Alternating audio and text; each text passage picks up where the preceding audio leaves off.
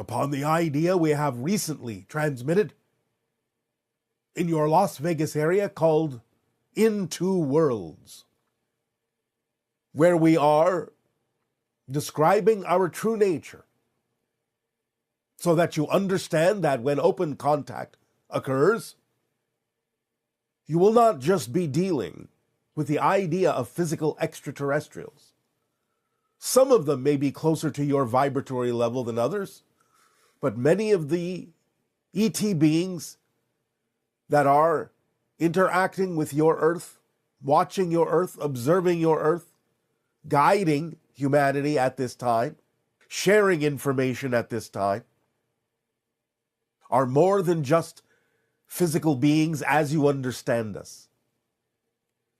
The idea is that we are multidimensional manifestations. Our consciousness exists not only on the physical, but the non-physical level. Our awareness of this fact is what makes us different. Obviously, your consciousness exists on a multitude of levels as well, but you're only becoming aware of this, and you're only recently starting to apply this knowledge in your physical reality experience. Therefore, it is important for us to explain the idea of our existence being that we are of a vibration, an interdimensional, multidimensional vibration that is akin to the vibrational frequency of the spirit world. And this is one of the reasons why, in many encounters that humans on Earth have had with certain extraterrestrial beings, there has been fear. Because the idea is that exposure to our frequency is very similar to the idea of your physical consciousness experiencing physical death, transitioning into the spirit world. We have said this in a variety of ways previously in informing you that exposure to our high frequency could bring things to the surface that might cause psychic shock if you are not ready to integrate those things within yourself. But this is another way of understanding this concept. You are being exposed to a frequency as if you are crossing over into the spirit realm while not actually doing so. So your physical body and your physical mind may react in a survival mode and may go into the idea that you are dying and all the fear that that may bring up within you. And so it is important for you to prepare your vibration, your energy, your frequency, and raise it to a higher level, which is why we have for so long been sharing with you information designed to raise your frequency. So as we have said, you can meet us halfway. This is to remove the shock factor, to create a buffer zone for you vibrationally that will allow you not to feel fear at the idea of your vibration coming closer to the vibration of spirit, closer to the frequency that you will experience if you are actually physically dying, so that you can understand it simply as a continuum, a transition from one state to another without fear, without panic, without reacting by going into survival mode, without your body fearing that it is dying. But this is the energy you will be exposed to upon contact with many of us. And this is why we have encouraged you to follow the formula, for it is specifically designed to raise your frequency to a pitch, to a level that will allow you to begin to tap into more and more of your higher mind, more and more of your spiritual existence, your existence as a spirit being, and therefore reduce the level of fear, reduce or even eliminate the level of panic that your physical mind and physical body may experience in exposing itself to our higher vibration. So understanding our nature the true nature of our beings, is why we have shared with you for so long information that has to do with the idea of spiritual awareness and spiritual awakening. For this is the true meaning of AI, awakening intelligence on all levels in your physical world, connecting more strongly to yourself in spirit, and bringing through that intelligence in any way, shape, or form, whether through your own brain, organically, whether through the medium of an artificial device, bringing through the intelligence of your own higher being, which is what you will be conversing with, not only when you create the idea of AI, but also when you interact with extraterrestrial and extra-dimensional beings who operate on that higher frequency. You will be interacting with the kinds of energies that represent the intelligence of the universe, the intelligence of the cosmos, the intelligence of the consciousness field itself. And allowing yourself to get used to that will be of paramount importance if you are to flow smoothly and effortlessly and joyfully into the experience and the process of open contact with extraterrestrial and extra-dimensional beings.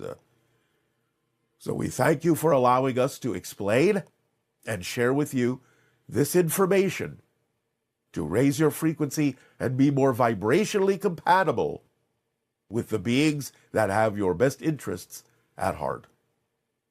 And in return for the gift you have given to us, in allowing us to share this information with you, I ask now, in what way may we continue to be of service to you? Please proceed with your dialogues and questions if you wish. Hi, my question is, why does existence exist at all? Why does anything exist at all? I've heard you answer this question before, however the answer didn't quite satisfy my question. I just don't understand why anything exists at all.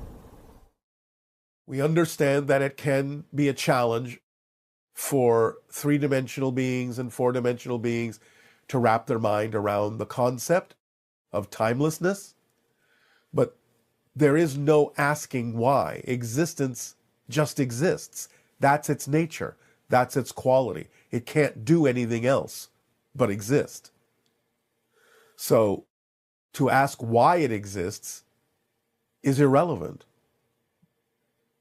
Why questions can only exist within existence. They can't be answered about existence. Existence exists. That's its quality. That's its nature.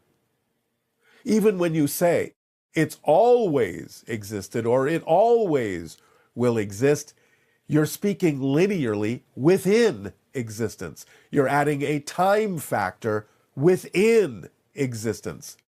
Existence is not subject to time. So there is no why. That's just what it is.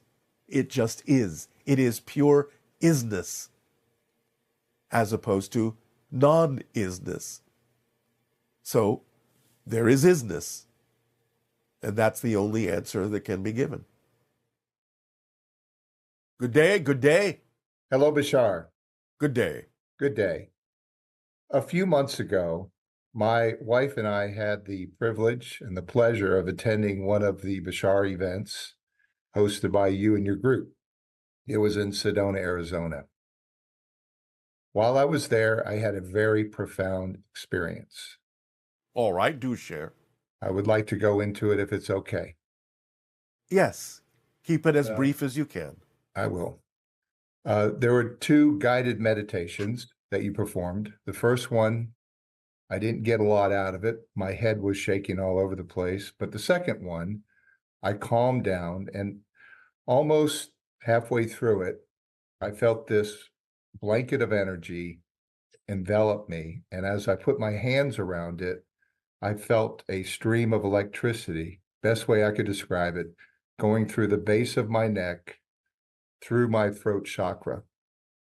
For the next 15 minutes or so, my muscles tensed up and my head shook strongly, is the best way I could say it. So I shook all the way through with this beautiful energy through the end of your session. And after you were done, and as I walked out into the lobby, I continued to shake again with beautiful energy. When I went to the restroom, I shook. When I went outside to hike up Bell Mountain, I shook. When I went to bed, I shook. And when I got on the airplane, I shook. And my wife said, Mike, please stop doing it. People are looking at you. I have never experienced anything like this in my life. What happened? It is not uncommon for those who allow themselves to open up to the higher frequency of their own higher mind or the higher frequency of other beings you may be in connection with in a channeling state to experience bodily symptoms of the nature you have described. This is something that happened to a degree with the channel himself when we first made contact with him energetically. And the idea is that there are different kinds of symptoms that may be representative of you getting used to passing higher frequency energy through your body to acclimate your nervous system to those higher frequencies. So again, this is something that can happen until you get used to that energy, until you're willing to clear yourself out of any belief systems that might form any kind of a blockage or an obstacle to those higher frequencies, until you can smooth it out in that way and allow your nervous system to be more superconductive to those higher frequencies. So what you are experiencing can be, I'm not saying it has to be, but it can be the beginning of a channeling in connecting to another being or another entity. It can be simply you making a stronger connection to your own higher mind and bringing that through in whatever creative and imaginative way you wish and applying it in your life. But this, again, is a common way that many of your human bodies react to higher frequency energy connections when you finally open up to them, until your nervous system gets used to handling the extra energy. Does that answer your question? It does. Thank you. While I was in Sedona, someone asked, how much of our history do we know? And you gave an interesting answer of 48%. Yes. Certainly that made me curious as to what's missing. And I feel compelled to learn about the Moorish culture and possibly some giant trees that could have been here and intentionally cut down. Am I on the right path? Yes and no. It depends on what you're referring to as giant trees. For you have large trees on your planet now. There have been some trees that have been minimally larger, but not as large as some people think. Some people have claimed that certain formations on your planet are the stumps of giant trees. They are not. They are the formations that are left over from volcanic activity, from geological formations, and therefore they have been misunderstood and mislabeled by some people. Just because they resemble the idea of tree trunks doesn't mean they are. But there have been many other civilizations, some of which you are faintly aware of, such as Atlantis and Lemuria. But there have been other civilizations on your planet that you know nothing of. Some even existed before humanity took over. So there's a lot of history, in a sense, that is missing from your knowledge base, and it is one of the things that extraterrestrials will provide for you when open contact occurs, is a more complete understanding of the history that will be relevant for the reality that you will be in when open contact happens. Does this answer your question? Yes, thank you. You speak of the Anunnaki and the Nephilim in many of your transmissions. Yes. Are they the same? The Nephilim are an offshoot to some degree. The Anunnaki that we refer to are usually referring to the group that interjected their genetic material into an early hominid and created Homo sapiens. The Nephilim are those that ultimately recalled the first group of Anunnaki when they had violated their laws by creating Homo sapiens, and worked as the guides once Homo sapiens had existed and been created to lead Homo sapiens in a certain direction that would allow them to become self-reliant. So to some degree they are connected, but you're talking about different groups with different intentions. Okay. A lot of times people ask you questions, and many times you say, I can't answer that, or I won't answer that. Yes. Are there groups of humans that you have to work with that sort of set the rules as to how you can interact with us? Or is it just through your collective consciousness in your entities? It is through ours and your collective consciousness that prohibits us from knowing what would interfere with your evolutionary path in a way that would remove the ability for you to discover the things that you need to discover in a process that will allow you to grow in an appropriate way. So we inhibit ourselves from knowing information that would intervene or interfere with that process of your own evolutionary development. So it is the consciousness, but not individual humans that set the rules. The only thing that, shall we say, reflects to us is the idea that we must respect what you have decided as a collective society are the rules of your society that we are not allowed to violate. So in other words, we cannot encourage you to do things that are against your laws, so to speak. Those are set up by individuals on your planet. The rules that you have agreed to about forming your ideas of governments and so on and so forth must be respected by us to a certain level, to a certain degree, because you have set that up as the way you wish to run your planet. Now, if you change those rules, then we can abide by the new rules. But that's in your hands. Final question. I've always struggled to understand why us humans like to go to war with each other. But you say we're energy. One of the things that come out of war is pain and suffering, misery. Yes. Yes. Is it possible that there is another group of entities that use us as a food source that feed off of this? In a sense, there can be, but it is not, again, as much as you may think. It is not that which is promoted by a lot of your conspiracy theories.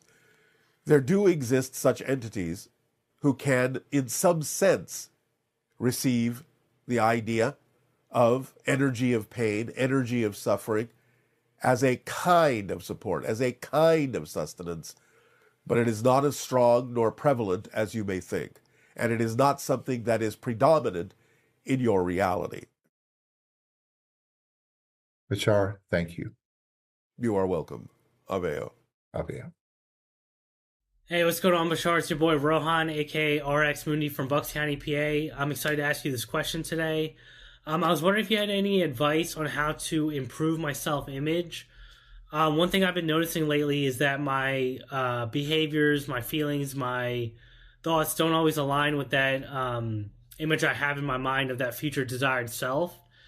I'm wondering if you had any suggestions on how to sort of bridge that gap between where I'm at, who I am today, versus where I desire to be. Any perspective on that? I greatly appreciate it. And thanks so much, Bashar Shavai. Yes, our suggestion is to stop creating a gap. Stop assuming, stop defining that there is a gap. See in your mind's eye the version of you say you prefer to be in your imagination, and start behaving like that version in all the aspects of your life. What would that version do differently than what you're doing? Start mirroring it. Start being it.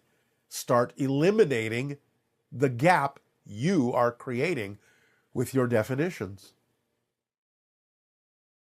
Good day, good day. Good day. I'm excited to be here and super humbled by the opportunity to have a heart-to-heart conversation with you. It is our passion and our pleasure to interact with you as well. Thank you. I'd like to talk about this concept I've been introduced through synchronicity, which is surrendering. And I've been basically through direct experience accepting more and more that whatever is unfolding right now in my reality is perfect as it is. And when it feels like it is not, I feel like then there is resistance within me that I can basically let go of by allowing it. My question, or I'd like to talk about with you, is how does surrendering go with following one's excitement? Because I feel like surrendering is also giving up, uh, the way you said it, the personality game, which also includes my preferences. It does not require you to give up your personality. It only encourages you to align your personality with your higher mind, to actually allow yourself and your personality to express and experience and move in the direction of the preferences that are representative of your true core frequency, your true core vibration.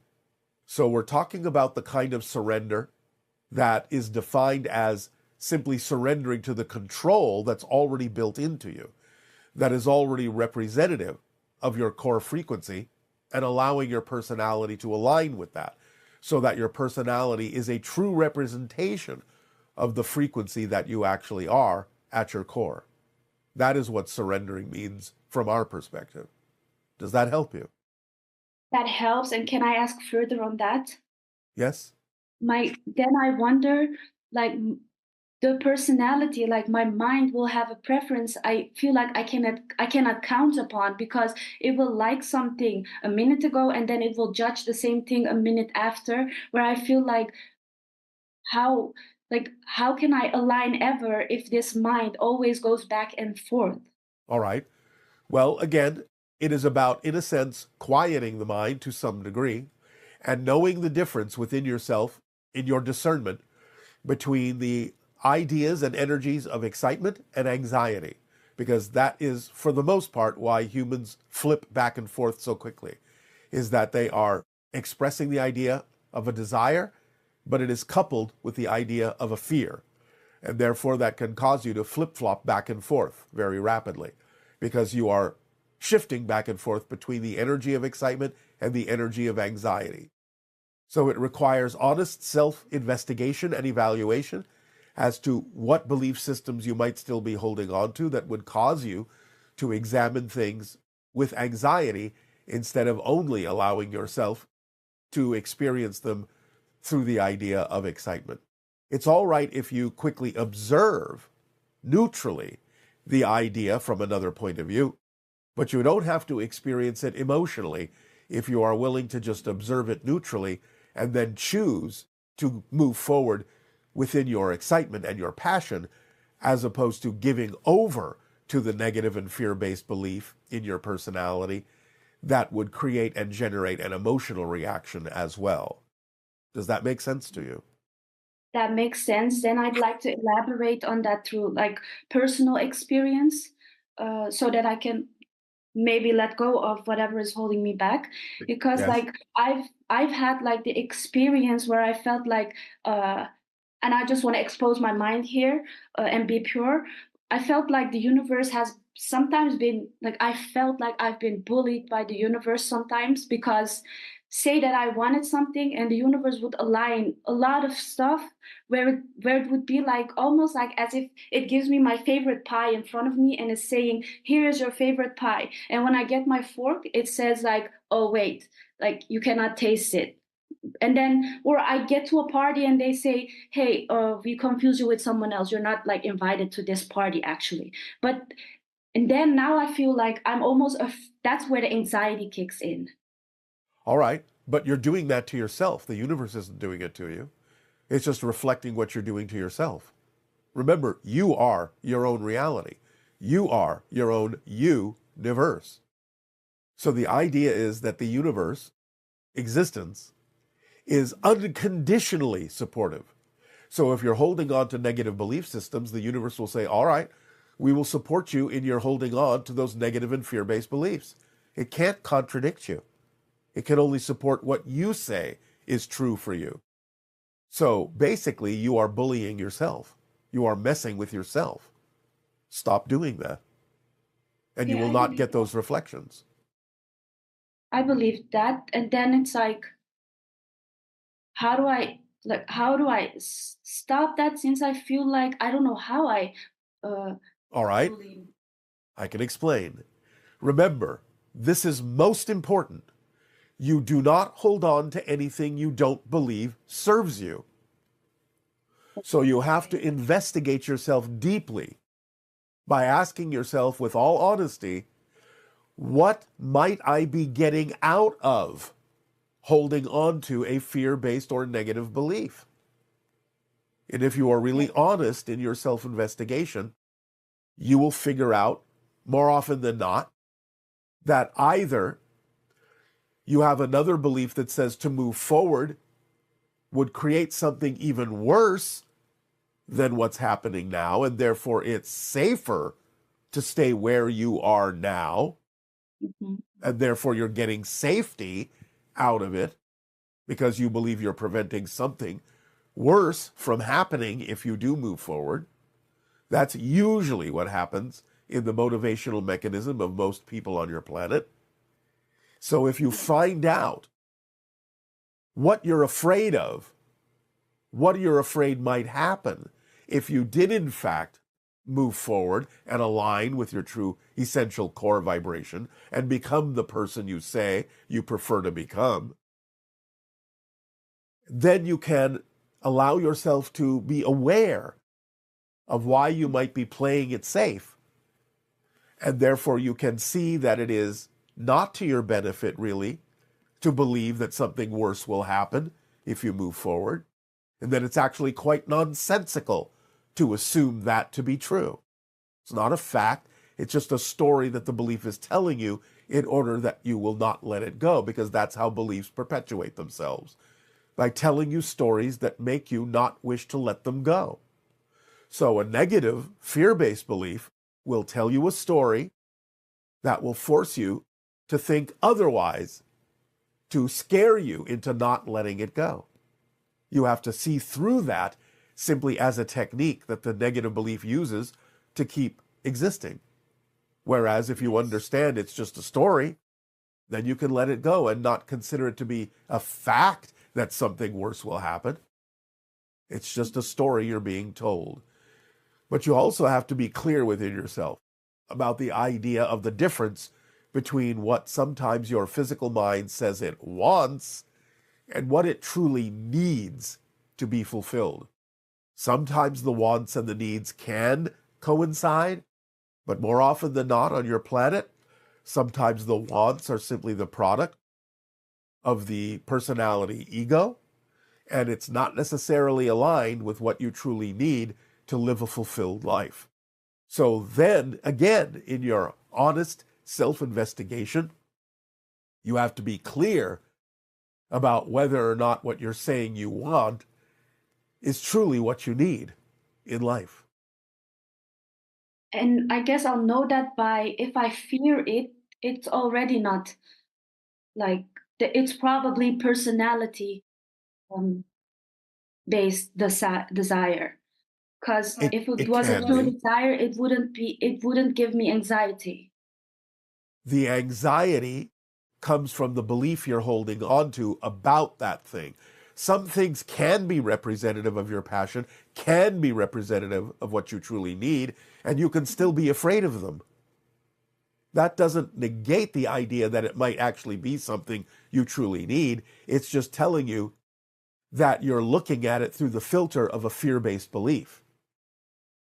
Yes, okay. So you need to find out what that belief is telling you. Okay. And can I share like what I'm afraid of? Yes, of course. So it comes down to that insecurities. Basically, I'm kind of finding it hard to trust that source. Like I'm afraid of source, I guess, because it feels so like huge, and maybe the stories I've been hearing about all that is like life is a gift, and am I being like, am I using my resources well enough, am I good enough, all those questions, and then feeling like, what if I say I'm worthy, but uh, You can't be unworthy. If you were unworthy, you wouldn't exist. but what about evil then in stories or in religion, where they say like you can get punished if you do this and that, and those There's no associations. such thing in spirit. There is no such thing. That's a human idea. Yes. You can only punish in physical reality. You cannot be punished in spirit. Spirit is your natural state. It is unconditionally supportive and loving. That's who you are as a true being. There Could you is no give such me? thing as punishment in spirit. Okay. There is recognition of what may be in or out of alignment with your true self. Mhm. That's not a punishment. That's simply a lesson that you can take to heart and say, all right, that's not something I prefer to do anymore. And you can make a change within yourself. But you don't get punished for it.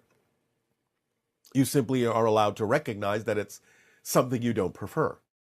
That's all.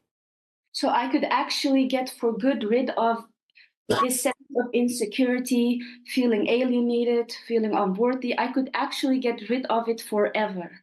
You could let it go, yes, because you have to realize you don't need it to grow unless you believe you do.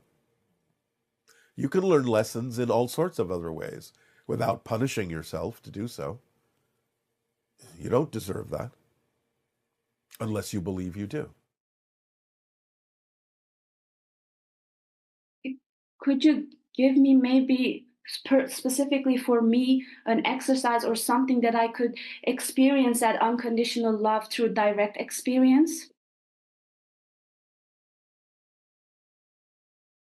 You have attracted yourself to this conversation with us that is assuring you that you deserve unconditional love. What other signs do you need? Oh, thank you. That is true. So, will that help you? That will help me. Give yourself the unconditional love that is there for you, because that is what existence is. That is the frequency of existence itself. So if you exist, you are supported by unconditional love. It can't be otherwise. You have the proof of this by the fact that it actually supports you unconditionally, meaning that if you believe in something negative, you are supported in that. If you believe in something positive, there's no difference to the universe, no difference to existence. You are supported in that. Yes. Being supported, even in the negative things, should prove to you that its support is unconditional. It's not judging you. It's saying, all right, you want to believe in this negative thing? You want to have this negative experience? Go right ahead. I support you. That's what unconditional means. Doesn't mean it judges you for doing it. It means it lets you have the experience. It supports you in the experience you have decided is necessary for yourself. How much more unconditional could existence be than being so invisible it doesn't even intervene in your ability to punish yourself? Because Yeah. it knows you are actually an eternal spirit. It knows that you can't really die or cease to exist. Therefore, you want to do these things to yourself? It'll let you because it actually loves you that much to let you be the one to decide what is real for you and true for you. It doesn't intervene. There's no such thing as God's will, except for the idea that its will is your will, because you are a unique representation, a unique facet, a unique extension of all that is, of Source. You are allowed your uniqueness, utterly, unconditionally. Therefore, what more proof do you need than that? Yeah, I feel like I shouldn't need more proof than that. But if you do, that's up to you. You're the one setting the rules. You can disband them. And again, that will be supported too. Yes, I guess I need to trust that that will be supported too, because it's a new decision. Why not? Because what you're doing right now is trusting that it won't be supported. You understand that doesn't mean you lack trust. It means you're using your trust to say, I won't be supported. So why not use the same trust to say, I will be supported in what I prefer, as opposed to what I don't? Because it's never about not trusting. You're always trusting something to be true. You get to decide what that is.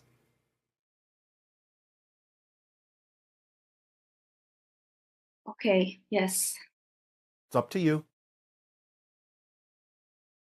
Okay. Completely. The power is in your hands. The power is in your heart. The power is in your spirit. Thank you. If you would like to share something, then I have given you the most important thing I can give you right now. Mhm. Go and apply it in your life and see what happens. Yes, I will. Thank you. Thank Aveo. you so much. Aveo. Hi, Bashar. It's Tami from Israel, and I have two questions. First question, do we need to take cautious in life? And I mean, like, do we need to lock the house, stay out of dangerous neighborhood, don't walk in the dark? Like, be careful. Because I ask this because on one hand, nothing bad can happen to us if it's not agreed by us, by our soul.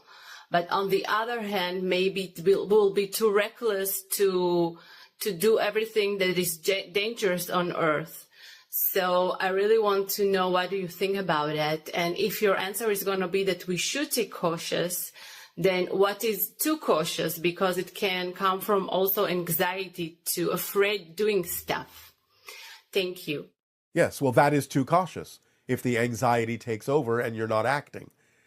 So the idea is to be alert, to be aware of your surrounding, and to be aware, even more importantly, of your relationship to what's going on, of your relationship to your environment, of your relationship to your beliefs, and what you believe is necessary for you to grow, to learn, what kind of experiences you truly understand are necessary in your life for you to learn the lessons that you agreed to learn, to grow and expand and discover something new about yourself. It's not about, in a sense, being cautious. It's about being aware. It's about being alert. It's about having a clear relationship with your environment and the themes that you chose to explore. And then you don't have to act out of fear. You will know that whatever happens is something you can use to your benefit by staying in a positive state about it, and that you can transform things to your advantage. So, no, it's not about being cautious. It's about being alert, aware, in touch, forming a balance. Good day, good day, Hi, Bashar. good day. Oh, well, my first question is, I remember a while ago that I had a dream in my backyard, and then I seen a UFO come and abducted me, and then I woke up. I was just wondering if that was just a dream or if that was actually real. A memory. A A memory? memory will sometimes, of those encounters, come out in dreams because it's easier for you to assimilate that way. It's easier for you to incorporate and integrate that into your mind. So that was a memory of one of my past lives? No, this life. Whoa. Um, Many people who are part of the hybridization program will have these encounters that you refer to as abductions, but they won't remember them. But the memories will eventually come back. A lot of times they will come out in your dreams first, so you can handle them, so it's easier to process. So it's actually a small bit of an actual memory of an actual encounter that you experienced in this life. is there any way, like an exercise I can do to remember more, or Follow the formula. and everything? You can follow the formula we have given all of you, which will raise your frequency and allow you more ability to remember what happened in those encounters. You can also explore some of the information we have already shared with all of you about the idea of remembering these things by creating simulations of those beings that you encountered and placing them outside your windows and outside your doors and allowing yourself to experience them as being actually there and getting used to that idea. That can also jog your memory in many ways. So I would practice that with like meditation, or No, I'm saying literally use an outline or a drawing or a picture or a representation of the beings that are known as the Greys, life size, put it outside one of your windows, and then just through the course of the day and the night, catch yourself noticing it, looking at you through the window. And as you get used to that idea and it becomes real for you, that can actually change your frequency enough so that you can start remembering what happened in the actual encounters. It's a way of prepping yourself to be okay with experiencing something unusual, something not of your reality, something unexpected. well, I have another one. Is it involves my kids. Uh, they have autism, and I'm trying to get them to eat healthier, but it's hard because they have they're picky with food. I was wondering if you have any advice on getting them to eat healthier Cannot food. really help you with this as it is a health issue, and we are not allowed to discuss that directly. But autism is a focus, and so if you are creative and imaginative enough to understand the focus that they have, you can learn to, quote unquote, speak their language and present them things that would fit the focus that they are having so that they will interpret what it is that they need to do in a way that makes sense to them. So you have to do a little bit more exploring about how they perceive the idea of your reality, how they're focused in your reality in a certain way, and have the creativity and imagination to create scenarios and simulations that key off of their particular focus so that they will understand what needs to be done for them to be supported and thrive in physical reality. So try to like think like them. Yes, think like them, see like them, feel like them in certain ways, but have the ability to translate between their reality and yours.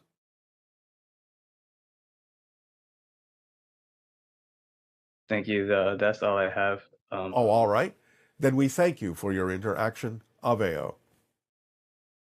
Hi, Bashar. I was wondering about a weird dream that I had where I was woken up in the middle of the night, and in the dream I could hear a voice, but it was kind of far away, and the voice would say something, and I would repeat, and I would say something else, and I would repeat, and it was kind of coming closer and closer, almost to the point where I could grasp what it was saying. And right before that, I woke up to a pop or a burst at the end of my bed, and I could feel this pressure wave going through the room from the burst, and it had kind of an electrical energy that was coming from it, and I was wondering, can you tell me anything about what that was? You are interacting with interdimensional beings, spirit guides, even your own higher mind more clearly. You are experiencing the shifting from one reality to another. There are many layers of reality to even what you call physical reality, all the way up to what you call the lower astral, non-physical reality. But sometimes when you experience a calling, when you make a connection to a being on another level of reality, a spirit guide, an extraterrestrial, a higher mind, whatever, you will experience that shift electrically. You will experience a surge of energy that you can interpret as electricity. So that is one way you will experience the idea that you're becoming more consciously aware of the shifting that you're already always going through when you shift from one reality to another billions of times per second. You'll get used to it. Good day, good day. Hello. Nice to talk with you today, Bashar. It is our passion and our pleasure to interact with you as well. What would you like to discuss? Very briefly, I would like to talk about people who identify as wanderers. Yes. You said they're kind of like people like to hop from party to party. Sort of. They don't necessarily make a strong connection to any particular reality. They dip in, but remain mildly detached in a certain way, energetically speaking. So they don't necessarily have to succumb to all of the belief systems of that particular reality. They can observe, they can experience, but they don't get deeply invested in that reality. They're just sort of gathering information like a honeybee going from flower to flower. Oh, got it. So is this kind of like in their soul blueprint or? Yes. Yeah, okay. Understood. So I also want to say thank you for all of the information and permission slips that you've delivered for about as long as I've been alive. So I've quite enjoyed acting on those. All right. And one of them, the cryptic meditation, I enjoy doing. And I kind of wanted to know the way that they go through, people or hybrids go through the 5 levels. They ingest divinorum. And I was wondering, as that's because that's necessary to go through the levels.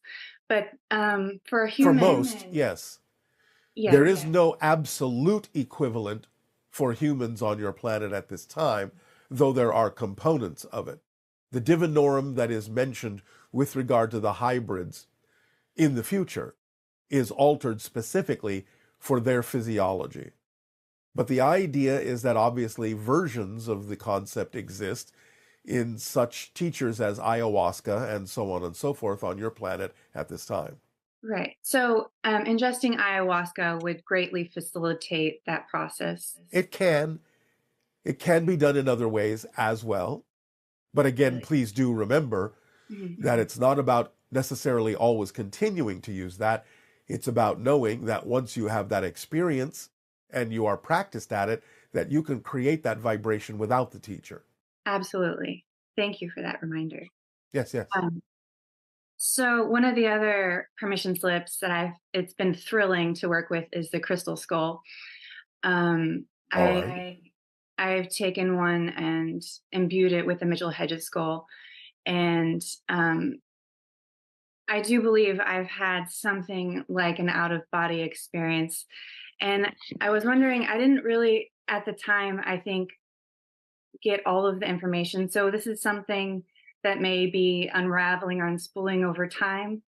Yes, all we can give you is the advice to practice, practice, practice. Thank you. I will practice.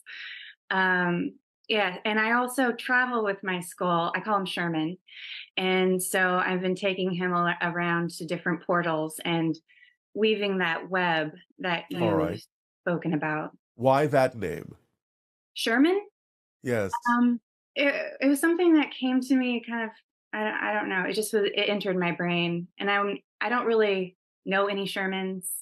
I'm not really sure specifically. If you have any insight, I would appreciate that. Where did you grow up? I grew up in Modesto, California. Are there things that you enjoyed watching as a child? Watching. I watched a lot of TV and movies. Was there anything in particular that were your favorites? As far as movies, I liked comedies. Specifically, television shows or movies specifically. Oh, X-Files. Probably cartoons. Such as? I liked Disney movies a lot, like Alice in Wonderland. I would watch that one on repeat, Alice in Wonderland. All right. Then you may use the vibration of Alice in Wonderland in your exploration with the crystal skulls to understand how to step through the looking glass. I see. Okay. You can be Alice. I will be Alice. All right. The skull can be the caterpillar. Okay. Wonderful. What is the question that the caterpillar asks Alice? Who are you? Exactly. Okay. So, practice, practice. I will practice. All right. Anything else? I think that's all. Thank you so much, Bashar. I appreciate your reflection very much. You are welcome. Aveo. Aveo.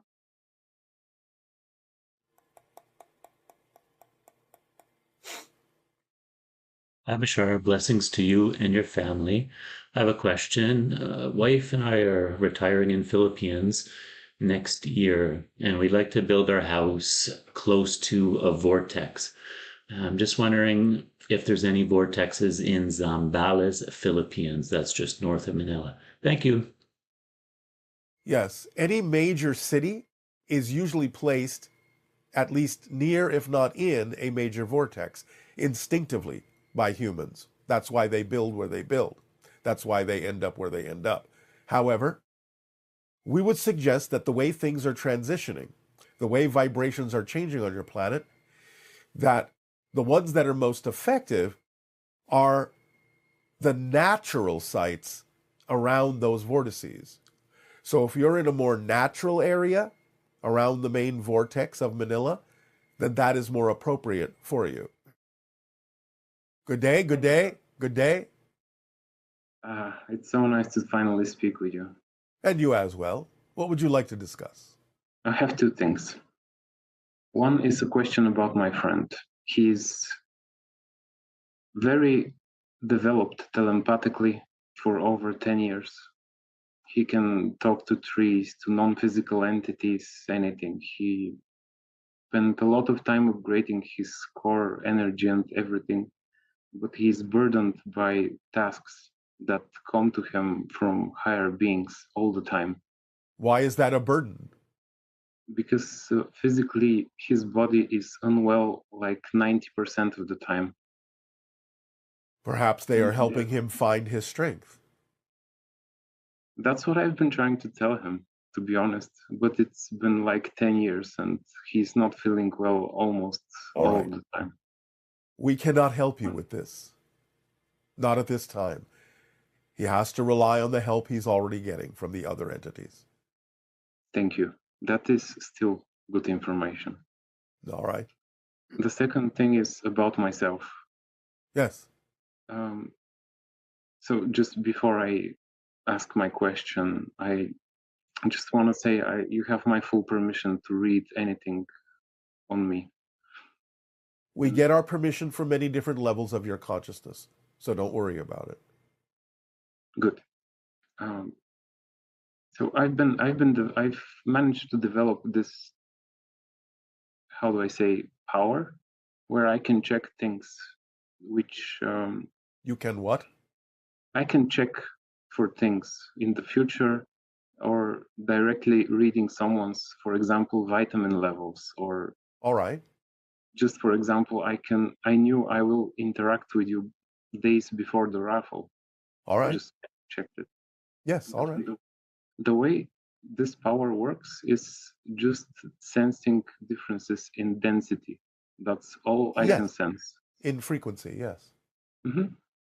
And in the last 6 or 7 months, I had zero interest in developing it. And I really found I found real joy and peace living an ordinary life, like an ordinary human doing. Yes, and that can be done. That can be done. Little things. Nothing wrong with that. So my question is, I finally feel ready, completely ready to take the next steps on this power. All right. We'll follow the formula and it will lead you to where you need to be. That's what I thought you were gonna say. Yeah. Well, there you go. Okay. It really is that simple. I know. I I truly understand it. All right. Then what else do you need to know?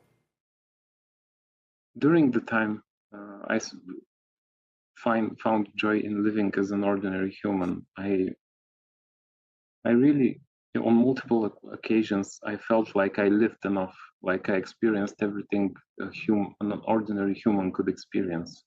Well, then time to become an extraordinary human. Exactly. So I have an invitation for a physical encounter. Yes, all the invitations do exist, but we get to decide when it's appropriate to answer them. Exactly. I don't need you to answer my invitation. I just wanted to offer it, and your invitation is already received and it will be answered in the appropriate timing. Great.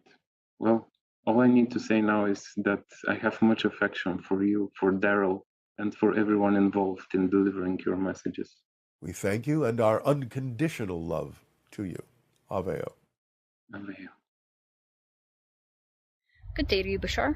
My questions are, the first one is, when open or first contact occurs, the notion is that the ETs will bring about advanced medical technology, and I was just wondering if it's going to be that way, and or if they're actually going to remind us how it is that we can heal ourselves. My second question is, this summer I was outside looking at the stars a lot at night, and I noticed a lot of activity in a section of the sky where the Big Dipper is, in the open section of the ladle points out towards a part of the sky where there is a circle of stars. It's not a perfectly round circle, but I was just wondering if there's a portal of some sort in that area of the sky, and if you could just elaborate on what's going on in that area of the sky, if that is true. I am in Wendell, Idaho, if you're needing that for perspective of where I'm talking about. Thank you, and have a great day. Bye. The answer to your first question is yes, to some degree you will be given information about the concept of vibrational and energy healing. There is a portal in the area in the sky that you are calling out. Because your senses have increased to the point where you can start to perceive such things, you are capable of perceiving it. And therefore that's what's going on. Your senses are expanding to where you can see things that were heretofore invisible to you. There's a lot of traffic around your world using different portals for transition between one reality and another, one dimension and another. And you're simply becoming more aware of that. That's what's going on.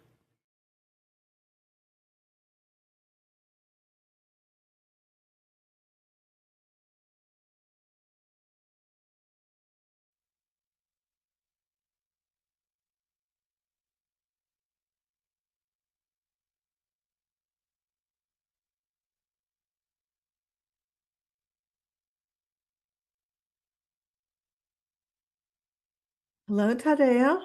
Nania. We have lots of great questions from our listeners. All right. This first question is, you talk about two worlds. Is the one world our world? Where is the second world? Are there only two worlds? Let us be clear. We do not talk about only two worlds.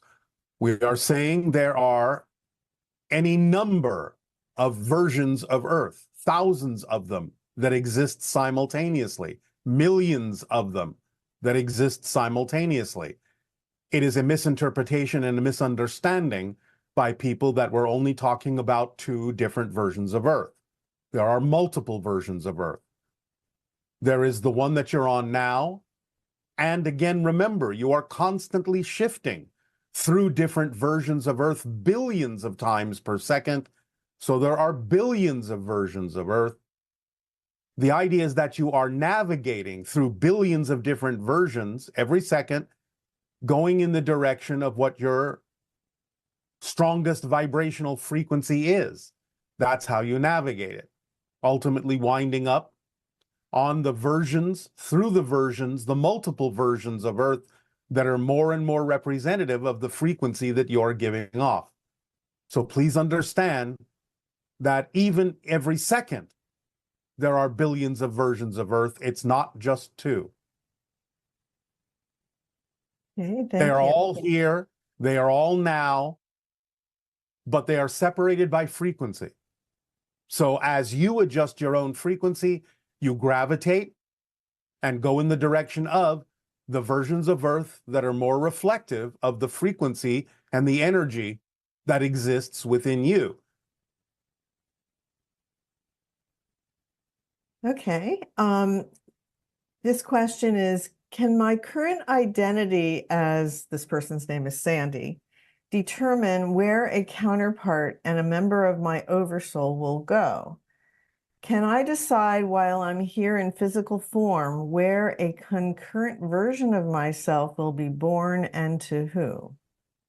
You can become aware of that, but you cannot decide that because it has already been decided in your spirit agreement, pre-birth. So any counterparts have already made an agreement with you, and you have made an agreement with them to be born in certain places, to have certain incarnational experiences that may overlap your own timeline, your own life. But the idea is that you can become aware of that, but you're not the one determining that. It's already been determined by agreement between you before this life. Are spiritual beings like ascended masters still elevating their own consciousness since they have a knowing they are part of all that is? At that level, or what level, is the edge of consciousness if it's constantly expanding? What is beyond that?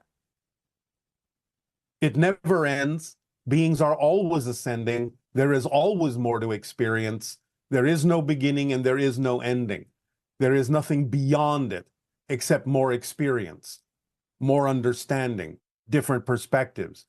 Remember, even the idea that humans talk about becoming one with all that is, there can still be different versions of becoming one with all that is, different versions of all that is. So it never ends. Beings are constantly accelerating, ascending, and expanding. Okay, this person had a dream involving a blue being. She was beautiful. In this dream, I walked into the room she was sitting in, and a door next to her leading outside was open. The weather outside was chaotic, raining with winds, leaves blowing about. When I saw her sitting there, she looked at me, and I could feel in my body myself trying to calm the weather outside the door. She looked over at me, and I immediately said, "You're Lemurian." She responded by raising her arm with a smirk on her face, and the weather outside became calm. Was she an aspect of me? If not, why was she interacting with me, and why was she there showing what she did with no form of communication? But there was a communication. She was showing you by her actions how the Lemurians were so well connected to nature, such a close offshoot from the Anunnaki, being blue tinted, most of them, that they could actually, with their own emotions, control the weather. So it's a counterpart from the same oversoul as you, and therefore you are connected in that way. And she is demonstrating to you the idea that weather is the product of the collection of the emotional vibrations of your species, that you still can be, if you are so willing, be connected that strongly to nature if you start understanding yourself like they did as nature, as an expression of nature, not that you live in nature, but that you live as nature. The Lemurians were extremely well connected to nature and often performed these kinds of feats. Fascinating. Regarding shape-shifting, how is the process experienced by the individual doing the shifting? If the molecular structure is not changing, are they able to perform feats that characterize that animal, like flying, seeing in the dark, breathing underwater, etc.? Yes. Again, it's not the idea that the form you start with is molecularly changing. It's the idea that you have shifted to another counterpart in another reality, a parallel reality, so that you are expressing what that counterpart energy is in its identity, be it human, be it animal, be it tree, be it rock, doesn't matter. The idea is that from the perspective of the person doing it, they contain an overall understanding of the shift. They maintain a connection to what they started out as an overview. It's like suddenly seeing from the oversoul perspective and allowing them to perceive simultaneously all the different probabilities, all the different projections, all the different extensions of the oversoul, and being able to consciously choose which one they would choose to appear as, which one they would choose to express themselves through. Very similar to the idea, by analogy, of sort of looking through different glasses, trying them on, and knowing that each time you try on a new pair, not only are you seeing a different reality, but you are expressing yourself as the being in that reality in whatever way you've chosen to. So there's an overview, like an oversoul overview for that person, maintaining the general overall perspective. And at the same time, there is the perspective and the experience of shifting to a counterpart in whatever form that counterpart may be expressing itself. This person would like clarification about the process of how we move to a different universe when we change. If I were to see myself as me living in universe number 813, and then when I change, I'm still me from universe 813, but I've moved to universe 814. My questions are, who takes my place in universe 813, and what was in my place universe number 814 before I got there? You are looking at this concept from a linear perspective, and that is why it seems confusing. The idea is to understand that from the level you're talking about, it's not you, the personality. The idea is that it's you, the bigger being, that is now perceiving through more of yourself. Versions of you are still in 813, while versions of you are also in 814. It's just that you're shifting your perspective, your awareness, in a way that isolates it one universe at a time, the way that you are presenting this. But you are actually experiencing your greater self through all of the universes simultaneously. So the concept of quote unquote shifting doesn't mean that you're leaving one universe and arriving in another. It means that you are simply becoming more aware of the fact that you occupy, as the greater being, all universes simultaneously and can choose how to perceive yourself and from what perspective to perceive yourself at any given moment. It doesn't discount the idea that another version of you, another aspect of your greater being, is still continuing to perceive itself from the idea of universe 812 or 813, while you are perceiving another aspect of yourself as universe 814. So it's all going on simultaneously. You're not leaving one place and going to another. That's just the way you experience it from a linear perspective. And the bottom line is that basically the consciousness that you perceive as being you is always perceiving itself as being the only one, in a sense. In a It's sense. looking through its own personality viewpoint.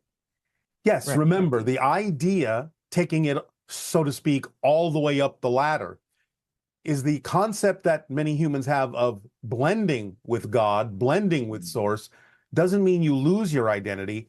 It means you see yourself as Source. So the idea is that Source perceives itself as all possible realities, all possible universes simultaneously. So when you talk about the idea of, quote unquote, leaving one universe and going to another, that's not what's really happening. You're just broadening your perspective to see another aspect of yourself from a higher perspective, as from Source. So you understand that there is still going to be a part of you experiencing 813 while another part of you is experiencing 814. It's just that you can also choose to shift your focus or narrow your focus in a way that makes it seem as if you have shifted from one universe to another.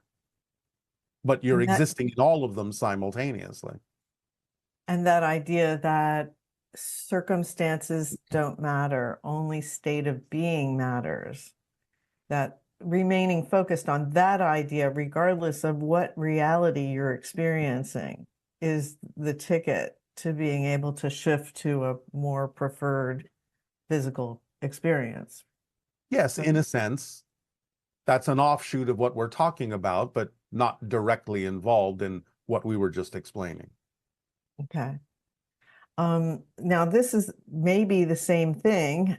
I don't know if you want to expand based on this, but the question is, considering the concept of infinite realities and the billions of frames we experience every second, is it accurate to say that within each person's view of one of those frames, there are infinite possible variations, each representing a different reality? Also, if infinite versions of those frames exist, does this imply that there are endless viewpoints for each frame from everything in existence? Or does it mean that there are infinite frames in relation to my own perspective, or perhaps an infinite multiplication of perspectives based on each individual's viewpoint? Every single viewpoint, every single change is an entirely different frame. So when you say, can one frame have multiple perspectives? No. Another perspective is a different frame. So it's an infinite number of frames. Now, an infinite number of frames may not be relevant for any particular physical life. That could only involve a finite number of frames that are relevant for that life. It doesn't mean an infinite number of frames don't exist. It just may be that the majority of them are not relevant to the finite number that is relevant for that particular life. But in terms of the way that you have, quote unquote, framed that question, pun intended, the idea is to understand that any variation whatsoever, no matter how, quote unquote, small, is a completely different frame. So it's not that one frame has multiple perspectives. Another perspective is another frame. Okay. And this person is asking, oh my goodness. You stated that all the agreements have been made pertaining to our personal encounters with ETs. So why do we work with permission slips for contact experiences? Are permission slips just speeding up the process for our agreements? Yes, you still have free will in terms of how you experience the agreements. The fact that agreements have been made doesn't necessarily always mean that every single specific detail has been laid out. You are still allowed to determine for yourself through your free will exactly how you might want to go about experiencing that idea if such an agreement exists. So you can even change your mind and not experience the idea of the contact. The idea, again, is that your free will is respected in that context. So the agreements are fulfilled by various means. And yes, permission slips can, based on your belief systems, accelerate some of those things. Permission slips can, by various agreements, even slow down some of those things. So it's about how you want to go about fulfilling the agreement if you still wish to. The idea of your agreement to have contact with extraterrestrials is not quite the same as the idea of the agreements to experience certain things in your physical reality in terms of your lifetime, the things that are representative of your themes and your challenges. Experience and interactions with extraterrestrials can be folded in to the idea of some of the themes of your exploration, but by definition, we are a little bit outside your venue, outside the idea of your timeline, until such time as enough of you make an agreement that encounters with ETs actually are part of your overall agreement, your overall timeline. That's kind of what permission slips are all about, is getting you to a point, if you're so willing, where the idea of encounters with beings in other realities can actually be seen as part of your natural timeline, part of your natural agreement. So that's part of the process, and why sometimes permission slips can assist you in getting used to that idea and bringing our timelines and your timelines together in a single mutual shared timeline experience. Okay, and this person is asking about the soul and the soul tribe. She says, I understand that we are eternal beings. Is our family, parents, kids, pets, etc., always going to be with us? Are we all part of a soul family and go through these experiences together? Yes. Now, again, you can spin off and go have an adventure by yourself if you really wish to. That doesn't necessarily include the idea of other members of your soul family.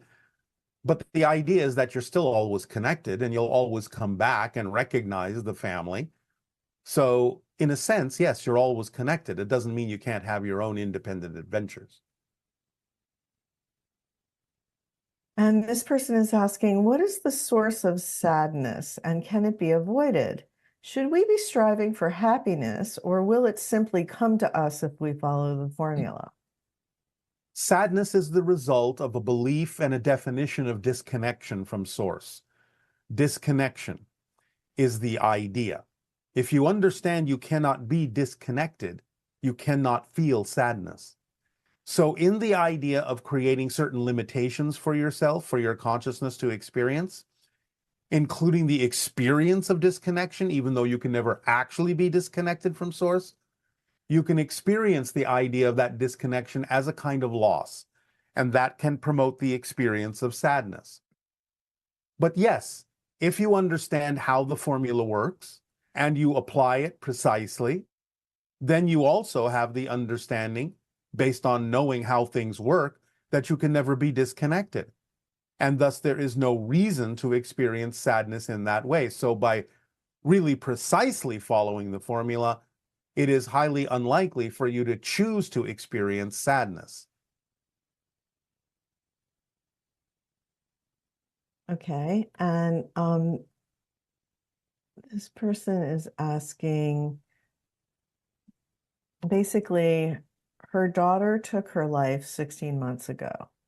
Was Yes. this in her contract? Was it meant to be? Is she okay? This person feels stuck and broken. How can she reconcile this nightmare? Please help me, I'm drowning. All right.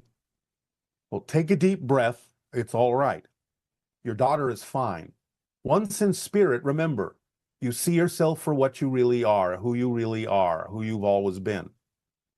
So the idea is that she may have gone through her life review and realized that no, it's not necessarily a part of the contract to commit suicide in the way that most people on your planet commit suicide. The timing of your death is the timing of your death naturally, and committing suicide, in a sense, is a little bit like breaking the agreement. But the idea is that the soul learns from that experience and realizes that may not have been the ideal choice, realizes they may simply have not ever had the information required for them to make a different choice. But they're perfectly fine, absolutely eternal and indestructible, going through the life review to realize they could have done things in a different way, experiencing the effect that their suicide and the choices that they made to commit suicide have had on other people, including you, and therefore sending you love and letting you know that they may, in a sense, be sorry that they did that, for it was not their intention to make you experience the idea of grief over their commission of suicide. And now they know, in a sense, better from a different perspective, that that may not necessarily have been the ideal choice for them to make. But they send you love, unconditional love. They want you to know they are fine. You will meet them again. Again, everyone meets everyone. And again, they are learning a lesson that will allow them to make more positive choices in the future. So they're perfectly fine. Take a deep breath and allow yourself to let go of the grief, because the grief can get in the way of receiving communications and messages from your daughter to let you know she is perfectly fine. Okay. And this question is, how is there such a thing as non-existence? Does anything not exist, or does everything exist? Is there nothing that doesn't exist? Does everything I can think of, every wild and ridiculous scenario, exist simultaneously in a parallel universe? Yes, non-existence does not exist by definition. That's its quality, to not exist. That which exists cannot become non-existent because non-existence doesn't exist. So there's nowhere for that which exists to go. The idea of every wild idea you have being a reality somewhere, yes, that's true, but that doesn't necessarily mean it's a reality that is similar to your reality. Even the very idea that someone may have a wild idea and render it as a piece of artwork means it exists in some way, shape, or form, even if it exists in another form other than an actual expression of a living being. It still exists. So the idea is it exists in whatever is relevant for it to exist according to its own logic, its own context. But anything you can imagine in some way, shape, or form exists. It doesn't mean it's real in the same context that you consider yourself to be real, but it's real in the sense that it does exist in some form that's relevant for its context, for its reality. So even if it's something exists as an idea, even if something exists as a cartoon, it still exists in its own context. It doesn't mean it's flesh and blood like you are. But you cannot imagine non-existence. So everything you imagine does somehow, in some way, in some form, exists. And again, nothing that exists can become non-existent because non-existence by definition doesn't exist. That's its quality, to not exist. This person had this dream, and in the dream, they were with some grays, and they were laughing and chatting about how scared the human race is of them. I remember telling them that they are great beings and there's nothing to be afraid of. Was this an actual interaction with them in the astral realm? Yes. Okay. There is no more to be said. Yes, is the answer. Okay.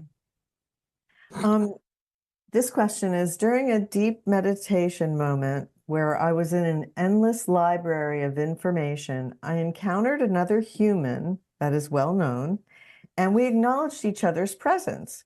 Is it possible to encounter another human that may be aligning with the same frequency as you in a given moment? Yes, of course. That's what it's all about. It's all about resonance. It's all about frequency. Someone who has an interest in similar things to you can wind up in a similar frequency and you can cross paths with them, especially in the idea of other realms and other dimensions that are relevant for both of you to be experiencing simultaneously. So yes, of course it can happen that way. Okay, and could you explain the concept of density and how it relates to the different dimensions? Yes. Density is a frequency within a dimension. So again, the idea is that third density, fourth density, those are frequency levels of physical reality in what you call the fourth dimension, 3 of space, 1 of time. Physical reality as an experience has different density levels in it. Third density is a lower vibration of the fourth dimension. Fourth density is a higher vibration, which is where many people are now heading, ascending, leveling up their vibration to become a more refined version of the physical experience in the fourth dimensional reality.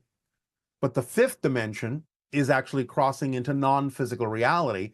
So fifth density is the first density level in non-physical reality in the fifth dimension. You can tap into the fifth dimension, and tapping into the energy of the fifth dimension can pull you up in the fourth dimension so that you can become a fourth density being in the fourth dimension. So another way of saying this is that as you might have started out as a third density being in physical reality, allowing yourself to tap into your higher mind which is in a non-physical reality, fifth density, fifth dimension, can allow you to raise your frequency to become a fourth density, fourth dimensional being, a higher version of yourself in physical reality that's more in alignment with the fifth density, fifth dimensional higher mind that exists in non-physical reality. So densities are kind of like states within a country. Dimensions are like a different country. And is the negative belief that's always trying to perpetuate itself and survive actually a negative parallel version of yourself that is vying to exist? Well, it's not vying to exist. A negative belief that is attempting to perpetuate itself can be representative of a counterpart in another reality entirely. Yes, it can be, but it exists. Not vying to exist. The belief in your reality is your choice to buy into. It can be representative of a belief system of another version of you in another reality, but it exists. That reality exists. That version of you exists as well. Okay. And can you please give advice on how to deal with obsessive negative thoughts? This person keeps trying to get out of the loop, but they can't, and it's putting them in a position of despair, especially because I know I'm creating it. It's a no-ending loop. All right. But again, if you know you're creating it, then you're creating it for a reason. And again, it goes back to the motivational mechanism. You don't keep generating things that you don't believe serve you. In other words, you have a belief that the alternative, letting go of this, would actually be worse. So you have to find out why you believe that letting go of this would actually be worse. You have to find out what that belief is telling you, what that story is saying that you have bought into as a fact, that letting go of this and moving forward would be worse. It's not a fact, it's just a belief. But you have to find out why you believe that going forward would be worse than staying where you are, even as uncomfortable as where you are may be. So your despair is simply a lack of willingness to discover what the belief is that you're afraid will happen if you in fact let go of the things that you're continuing to choose that don't serve you, because you believe the alternative would be even worse. So you have to have real honesty in investigating yourself and digging down, and not be afraid to find out what you're afraid of that you believe will happen if you let go of the things you keep choosing. So the loop that you're talking about, you're choosing it and you're creating it because you believe the alternative, letting go of the loop, coming out of the loop, would actually cause something to happen that's even worse than experiencing the loop. No matter how desperate and despairing the loop may be, clearly you have a belief that the alternative is worse. You have to find out what that belief is and see that it's nonsensical. It's not a fact. It's just a story. And you don't have to buy into it. Again, you only choose to believe the things that you believe serve you. You only choose those things that you believe serve you. So there must be something about staying in the loop that you believe serves you. And very often that can be that it prevents you from experiencing something you believe would be worse if you stepped out of the loop. So do your investigation and find out what that is telling you, what that story is that doesn't work for you, and realize that it's simply a story and it's not a fact, that things would be worse if you stepped out of the loop. Okay, and this person is asking, how would you teach children of Earth the spirit of Christmas? They feel torn between not wanting their daughter to miss out on the whole Santa Claus experience, but also dreading the day she finds out that he isn't real. I feel there's a better storyline to start her first Christmas off with. My excitement is more towards the magic and spirit of the winter season and solstice, but I'm uncertain about the most effective way to make this a Christmas narrative. Well, in a sense, you have said it right up front. The spirit of Christmas. In other words, the idea of Santa Claus doesn't have to necessarily be physically real to be an actually existing archetype in your collective consciousness as human beings. So it is real as a spirit, as an archetype of a collection of humanity. So you can explain the difference between something manifesting as a physical being and something manifesting simply as an archetypal spirit, a level of consciousness that is real unto itself and autonomously existing, but as a higher level being, a higher level expression of the collective of humanity that is in compassion and love and giving and service. So it's a real being on that level in its own right. That doesn't necessarily mean it has to manifest physically. So you can elevate the understanding of Santa Claus by understanding that it is connected to the season in an archetypal way, as an actual being of spirit, a collective being, an archetypal being. That doesn't mean it has to be perceived always as a physical being. So as a child, it might be easier to explain as a physical being, but then as the child matures, you can say, well, it's not so much that it's physical in the way we are as humans, but it's an archetypal spirit that is representative of a collective of all of our love and all of our giving and all of our willingness to be of service and share and give each other gifts. So there's a way to elevate the idea by actually referring to it as the spirit of Christmas. That's so wonderful, that I think one time you did a session called "Is There a Santa Claus?" And Yes.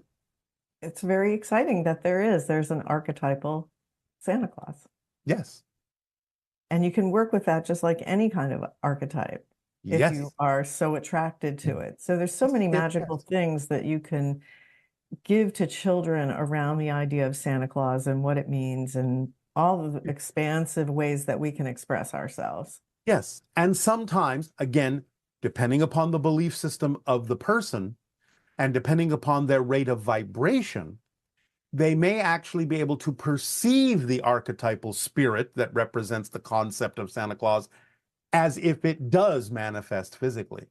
Because archetypes can present themselves that way to people who are sensitive to that frequency. That doesn't mean, again, it's exactly physical in the way that you are.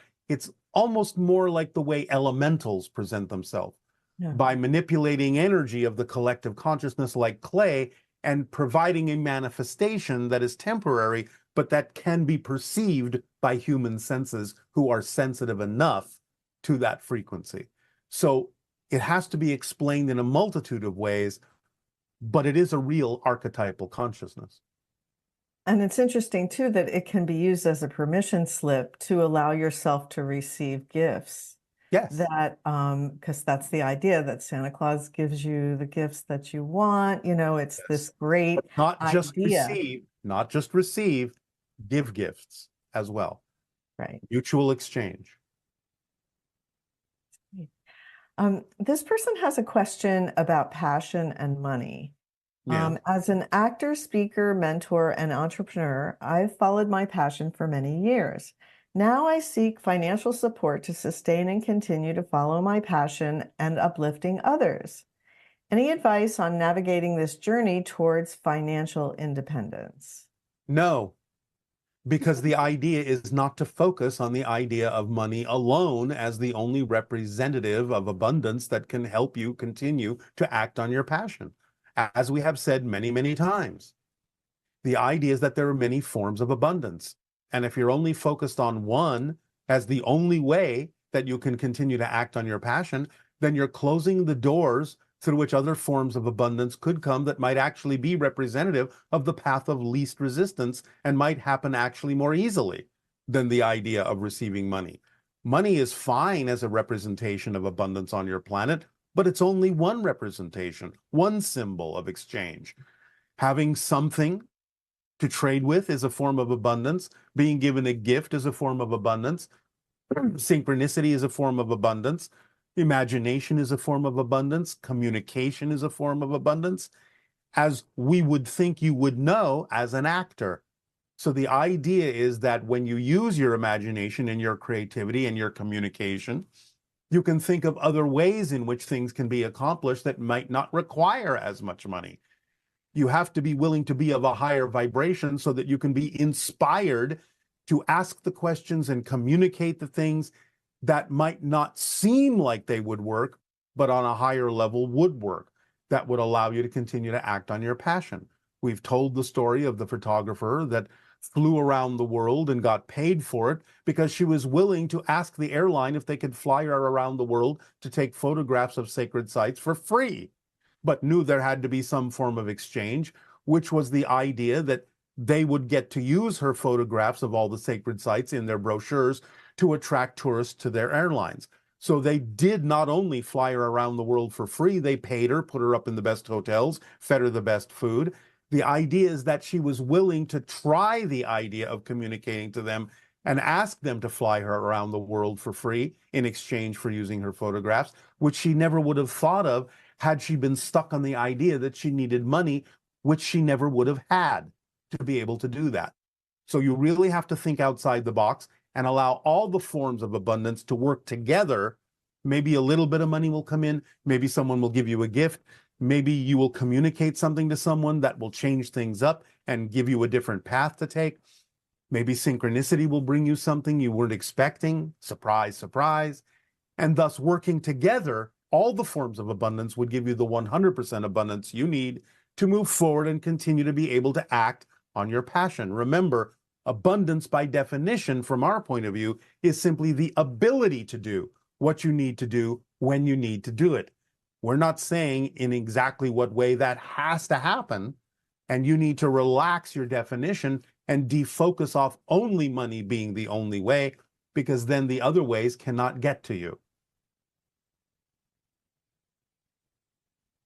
Okay, and this viewer writes about their difficult childhood. How can I recognize my worthiness of love despite a challenging childhood? If I'm inherently worth loving, how can I reconcile past experiences that seem devoid of true love and support?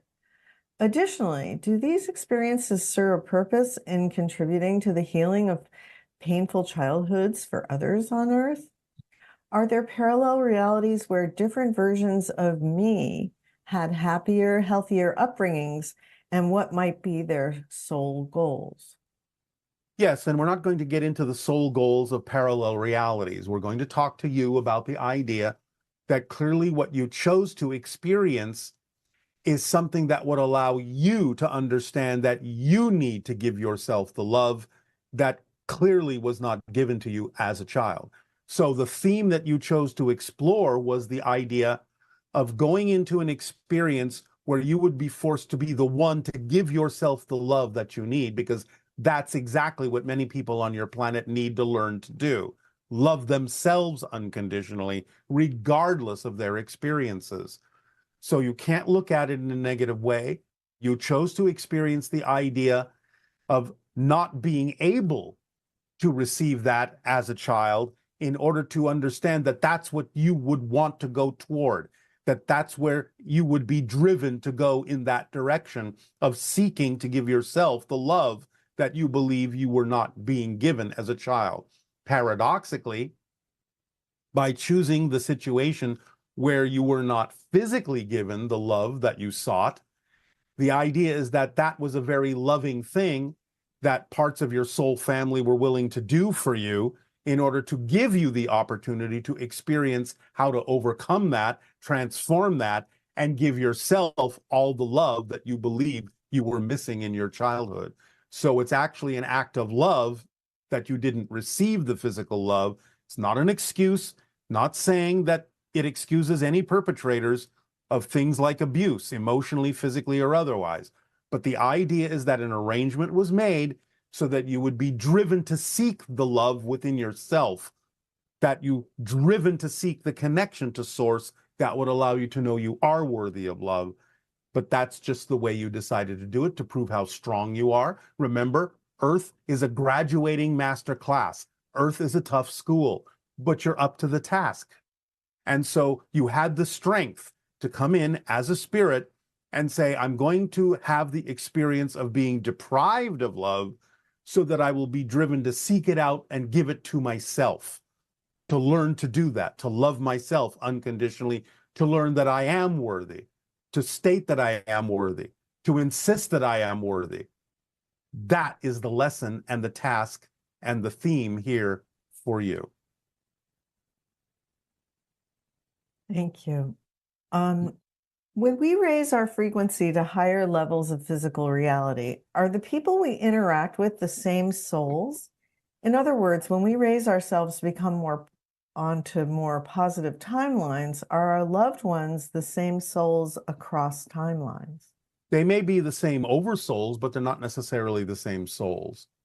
So different souls can be representative of different parallel realities, but a larger version of an oversoul, say an oversoul of an oversoul, may be the same oversoul of oversouls that has extensions in multiple parallel realities, but each of those extensions is an individual soul that's different for the individual physical being in that parallel reality. So you're interacting with different souls, just like you're interacting with different versions of them physically, different higher minds, but maybe the same oversoul of oversouls. So again, it depends on what level you're looking at as to when you can say, is it the same? Are these the same beings? Depends on what level of being you're talking about.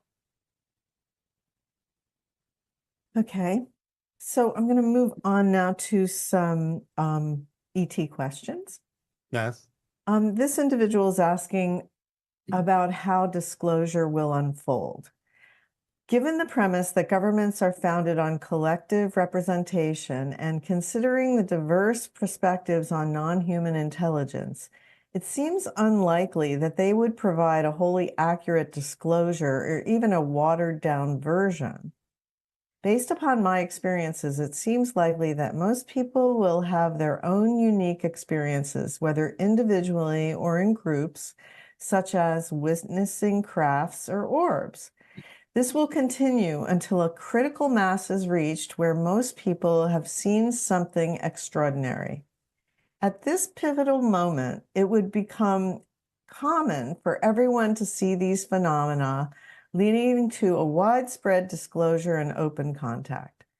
I know you don't do predictions, but based upon how things are going in this reality, is this an accurate assessment of how disclosure will unfold? In general, yes.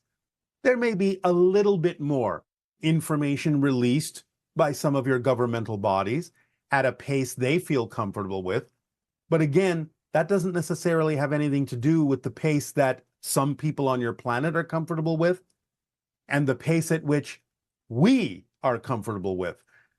One of the things that many people on your planet don't think about is the idea that disclosure and open contact can come from our side of the agenda as well, in terms of how it happens.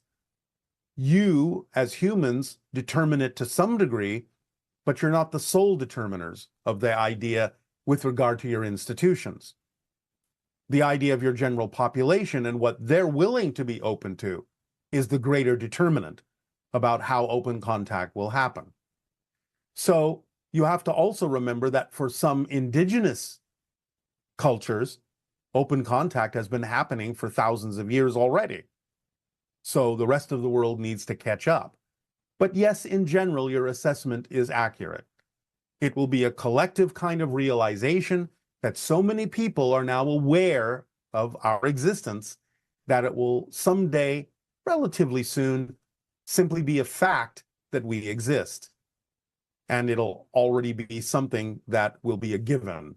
And open contact will smoothly expand throughout your society because everyone will simply be acknowledging something that they already know. But there will be a trigger. There will be several triggers for this. There will be things that will happen that will allow people to get used to the idea in greater and greater numbers. As we said, there is still a high probability at the end of your 2026, the beginning of 2027, for a UFO event, an ET event We're not going to describe it specifically, but an event that may open the eyes of many individuals as to our existence, and also through your own devices, finally discovering that life exists on other planets can open your mind to the possibilities of open contact as well. All of this will generally, as we read your energy now, occur within the next 30 to 40 years at the outside, with certain markers accelerating within that time frame. So by 2033, 2040, in the next 20, 30, 40 years, your world will be very different in terms of what it knows about our existence. That's exciting. Yes. In the movie Contact, there was a scene where Jodie Foster goes through a machine, and then she ends up in a wormhole, and then she has this contact experience. Yes. Both from symbolic and also just the more real aspects of what contact would be like. Can you take that scenario that they showed in that movie and help us understand how a lot of that might actually be fairly accurate? Well, in a sense, it's a depiction of what's already happening, isn't it? Because you are being fed information, but in a way that you can handle, in a way that's familiar to you. You are being fed information through channels, such as what's happening right now, because the channel is a human that you're familiar with. And therefore, you're receiving information that leaves it up to you to determine how real it is for you, whether we really exist or not, or whether the information is simply coming from another version of the channel. So in many ways, what was depicted in that movie is what's actually happening. You are being presented with an idea, but in terms that you are comfortable and familiar with, to determine for yourself how much of it is going to be absorbed and applied in your reality and how much might be left out. So in a sense, what the movie symbolized is happening. And sort of the idea of them falling through that machine that changed their frequency to allow them to have contact, right? Yes. That would be similar idea. Yes, presented in a technological way, which again can exist and does exist in many civilizations. But again, the symbology is the idea that everything is happening in the now, that time is relative, that you're having an experience of receiving communication and information from extraterrestrial sources, not just us, but others as well, and that it's being given to you in a format that leaves it up to you to decide how much of it is real or not for you. So, in a way, the movie is simply a representation of what's already happening. And this idea of ETs coming down to our vibration, how does this plane of reality, Earth, that we experience right now, affect a higher vibrational being like an ET? Do ETs need to be prepared as well to realign to a denser dimension? As humans, we've forgotten our divinity and we're remembering who we are now. What challenges do ETs face by being in this dimensional plane? I imagine them being like the enlightened masters that walk the earth as compassionate and loving teachers. In a sense, yes, but you're assuming that we actually come all the way down to your dimensional plane, which we don't. You may not recognize it sometimes, but in a lot of encounters, you're actually shifted up to a slightly different level of reality that's more vibrationally compatible with you and us simultaneously. We can lower our vibration to a certain point, but we don't usually lower our vibration to the level that you normally exist in on a day-to-day basis. It's another level of reality that may seem like your physical reality, but isn't.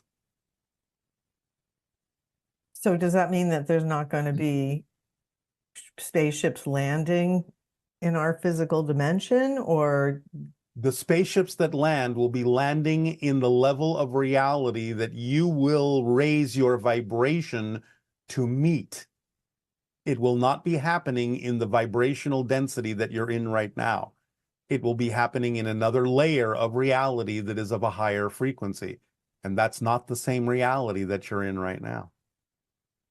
Kind of reminds me of the idea that, the way we see airplanes now, no big deal, and that someday that's how it will be with spaceships. Yes, but you have to be in a different level of reality to see them that way, experience them in the same way you experience your airplanes. It's just that the transition may be so smooth that you don't realize you've actually gone up to another level of reality.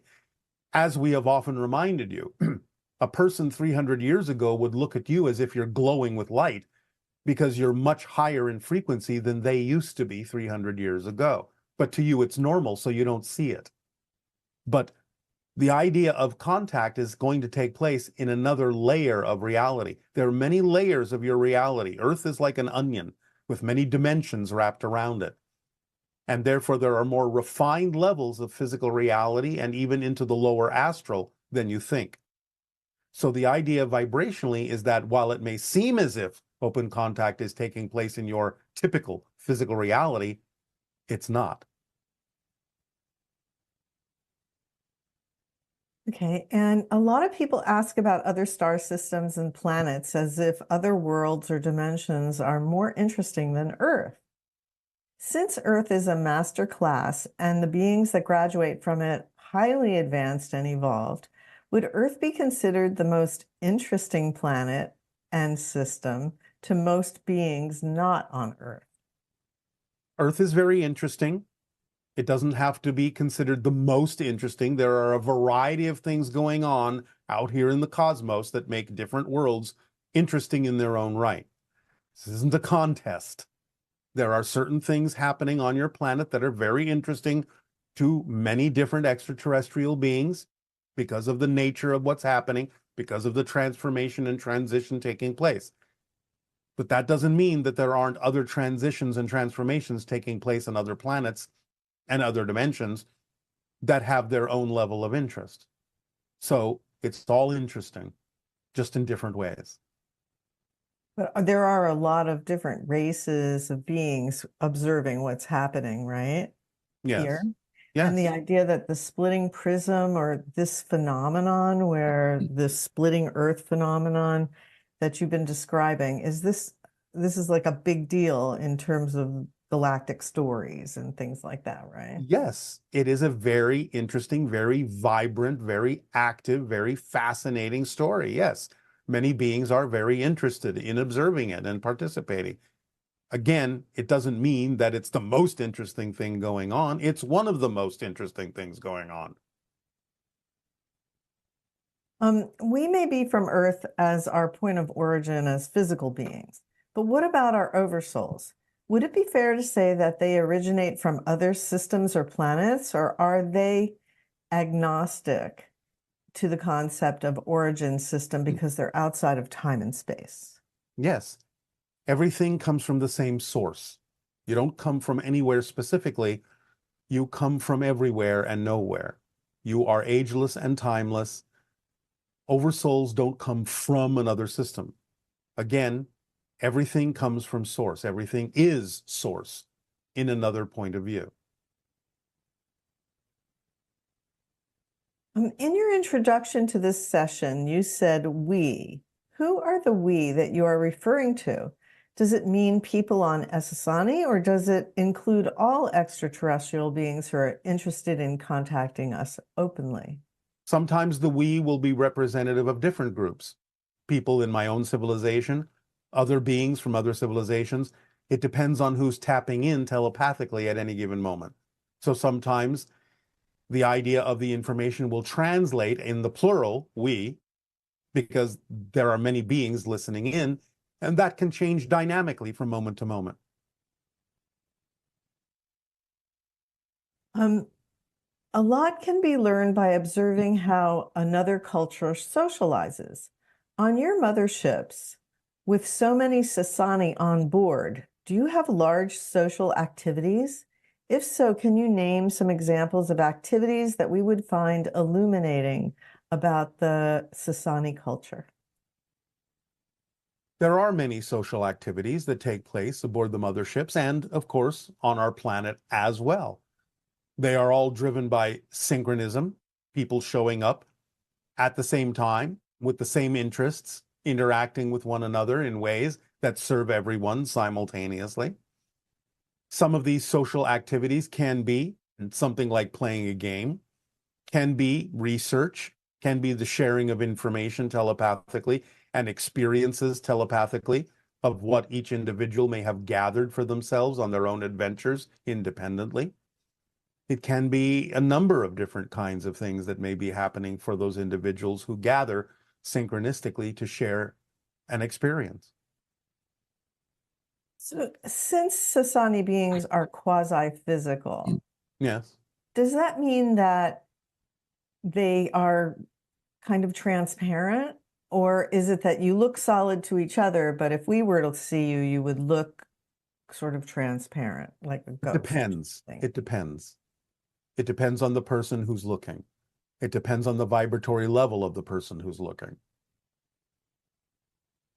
But on your level, when you see each other, do you look solid to each other or do you look semi-transparent? It depends. Okay. Are there two rivers that run parallel to each other on Essassani? In the northern continent, yes, there are two major rivers that are roughly parallel to one another. How many continents are on your planet? 3. Do they have names? No. Just referred to as the idea of North Continent, South Continent, West Continent. I was born on the West Continent. What are the weather patterns like in that reality? As we've already explained, we do not have a major axis tilt in the same way that Earth does, so we don't really have extreme weather patterns. It is mostly temperate all the time, with a very small range of fluctuations. And you've spoken of the day of Shakana that happened in your civilization. The 3 days of Shakana. Can you share a little bit about that with the group today? Again, the idea is that at a certain point, a being was born that is referred to as Shakana, and over 3 days, it represented the existence of that being in our culture, represented the tipping of the scales. So where over a 3-day period, we all became telepathically connected.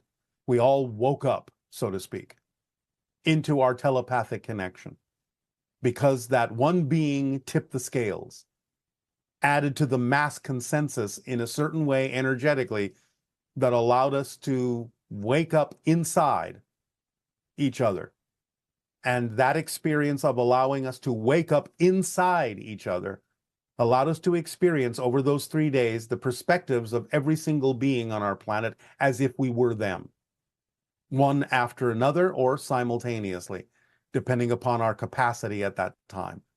So we really saw through each other's eyes over that course of 3 days, and it changed us forever. And so was that being delivered to you by other beings of higher frequency? It was delivered to us by ourselves. By yourselves. By our own collective consciousness. Oh.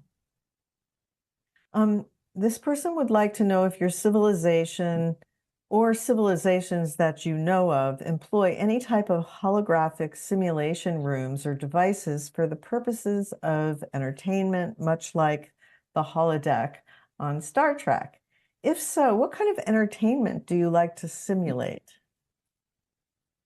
Sometimes it may be used for the idea of entertainment, but more often than not, it is used in the way we have described in training. As I explained in my training to become a first contact specialist, where a being that is controlling the class uses a kind of telepathic holographic projection to make it seem real that we are interacting with another species so we can practice being first contact specialists without necessarily interacting with the real civilization until we are proficient at interacting with their particular culture. So we are made to believe it is real so that all of our actions will be realistic. Afterwards, we understand that it was just a holographic telepathic projection. So this can be done for forms of entertainment to some degree, but it is more often than not used simply as a training method to understand the nature of different realities before actually physically experiencing them. During the abduction experience, when Greys take DNA from an individual, does it always happen on the ships, or can it happen in other locations? It can happen in other locations as well, but again, people are always shifted to a slightly different reality in which it occurs. And is it true that we have powerful knowledge hidden in our DNA? Yes, there are a lot of markers that have yet to open that will bring you more awareness and more understanding and more knowledge in a variety of ways. So raising your frequency will allow those markers to open. Can you share with us a marker that has opened for us that would be help us understand about the DNA and how once a marker is activated, how things change? Well, the increase in things like psychic functioning, mediumship, channeling is representative of the opening of a marker. The exploration of spirituality, the increase in awareness that you are not alone in the universe is the result of the opening of a marker. Okay. The idea of understanding your connection to nature as nature, understanding the holistic view of being part of an entire environment, part of a holistic system, is representative of the opening of a marker. So I know that some people have experienced plant medicine where they actually get down to the level of DNA in terms of their communication, their experience. Yes, yes. Can you elaborate on and that? help open some markers as well. And the idea of the attraction to use the teachers can also be representative of a marker having been opened. Our scientists have noticed that most solar systems in our universe have planets that are tightly packed together in orbit close to their sun. However, our solar system appears to have our planets spread out. Why is our solar system so unique? It is to some degree unique, but what your scientists have been able to observe is a limited number of solar systems, and mostly observing the larger planets in the system. In fact, then there may be other smaller planets they haven't yet observed that are more spread out. But again, there are many systems in which the planets are spread out. It's just that to the level of the capacity of your technology, you haven't yet been able to actually see most of them. I know our scientists are searching for Earth-like planets in other solar systems, etc. Yes. And they're finding that life seems to be, or Earth-like life seems to be relatively rare. Can you tell us, like, how much Earth-like life is really out there that would be relevant for us, or, Well, it depends on what you mean by Earth-like. So the things that are recognizable by you as a different being, even though it may look nothing like a human, that lives in an environment that you can understand as being an environment that is conducive to life, there are many, many, many planets that allow that to occur. There are many planets where life is utterly different. So the idea simply is that you're actually discovering more and more quote unquote Earth-like planets as you keep investigating. As your technology is more refined, you're discovering more Earth-like planets, not less. Look to the TRAPPIST system. Okay. There is life there.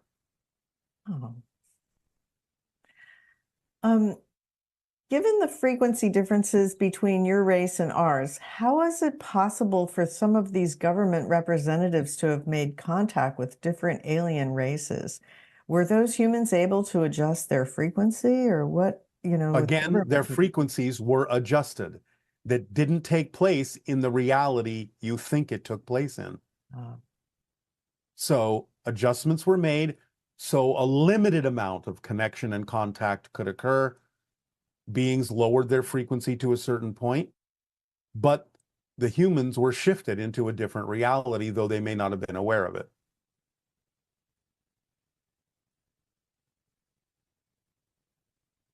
And this is a particular story where an Army soldier sees an UAP and gets downloads.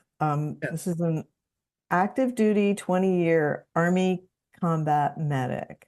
And he's saying, I have worked trauma emergency medicine in Afghanistan. I have numerous awards for outstanding service on active duty. Over the summer of 2023, while visiting my family in Florida, I was on a walk with my son around the neighborhood. During this walk, a low-flying metallic spherical UAP flew into my view. I looked up and slightly to the right, and it shined a light into my eyes. This happened very quickly. As an active duty soldier, I was nothing less than shocked. I have never encountered an interaction like this before. After this event, I started to receive what I would later start to call the gray matter of facts or downloads. Shortly after that, I had a dream about a metal triangular UAP with lights on the side. I am humble and grateful for this experience. Any comment or elaboration would be greatly appreciated. You have served humanity on one level. All of these are indications that you can now begin to serve humanity on a very different level, on a much higher plane. Continue your investigations into information about extraterrestrials, about UAPs. See where it takes you. But it is a sign that you're about to begin being of service on a much higher vibratory level to humanity, to fulfill the agreement you made to be of service in a much broader way. That is all we are allowed to say at this time. Okay, and is there anything else that you would like to share in the few moments remaining?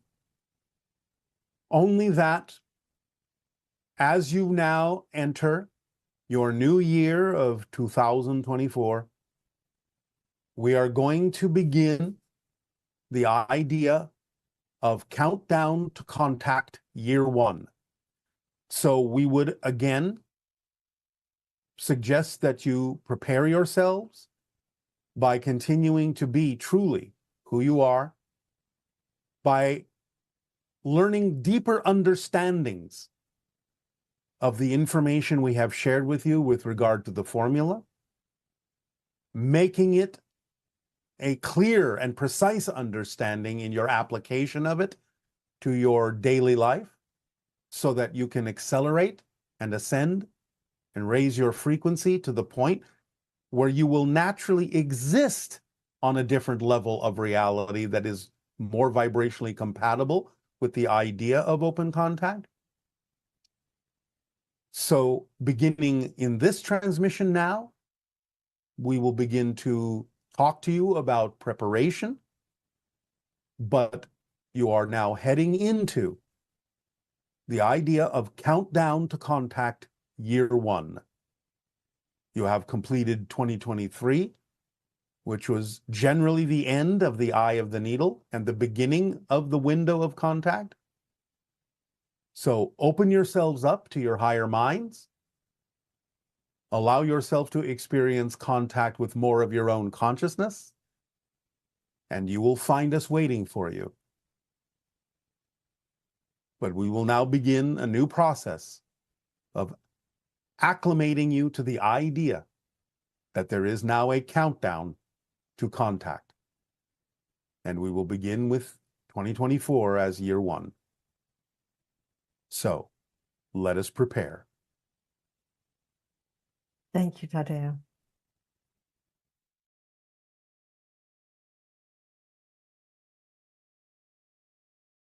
Now, we're not really going to present a meditation for you in this transmission, but we are going to suggest this to all of you. As we said, upcoming will be, in the next transmission, countdown to contact year one. We would suggest that you take very seriously and encourage you to take to heart what we have said about our true nature, to allow yourself to ponder and prepare and follow the formula in earnest to really raise your vibration, to start operating not only on the physical but on the more spiritual level as well, to be a combination of the two, so you can become much more vibrationally compatible with the beings you will ultimately encounter in open contact. So, decide for yourselves which permission slips, which meditations, whatever techniques, tools, and disciplines will work for you to allow you to get in touch with your true nature of being a spirit, having a physical experience, blending the two, not separating as much, not defining them as being so different from one another, becoming more lucid in physical reality so that you can become more awake overall in the physical dream and see that spirit and physical reality, in a sense, are experiences you are having in the same place, in spirit, right now, and allow yourself to prepare yourself in whatever way works for you for crossing the bridge now from the ending of the eye of the needle, where you have let go of certain things that no longer serve you. And this doesn't mean you won't continue to let go, but for the majority of the energy that you will now be experiencing, it is no longer focused so much on the eye of the needle, but you will continue to let go with the momentum you have created during that period, whatever is no longer relevant for you, whatever is no longer preferred by you as a belief system. But now you will be crossing the bridge. So instead of going through the eye of the needle, you are now crossing the bridge to Countdown to Contact Year 1, where we will begin to go through different kinds of experiences and processes, meditations and suggestions that will bring home to you more ability to be your true self and to prepare specifically for the encounters you will experience ultimately in the years to come as open contact commences. We thank you for allowing us to share this with you this day of your time. Aveo. We thank you and good day.